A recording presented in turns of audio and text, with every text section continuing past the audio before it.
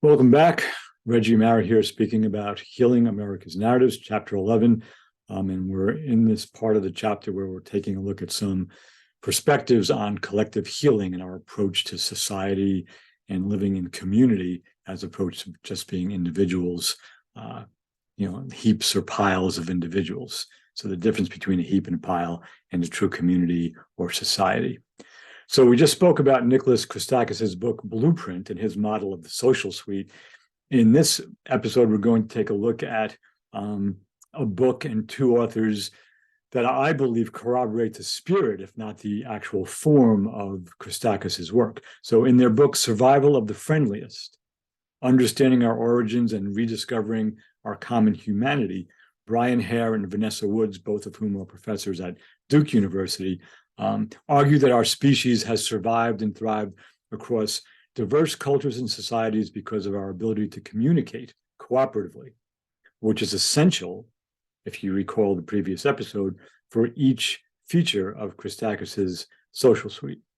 The authors, using evolutionary, anthropological, psychological, and biological lenses, explore how group bias, or in-group bias, I should say, which Christakis refer to, and which we refer to in our look at developmental stage of being us-centric or group-centric, that in-group bias manifests both as love for family and friends in its healthy manifestation, and this in-group bias can also take on the mask in the extreme insular horrors of dehumanization, aggression, violence, and polarization.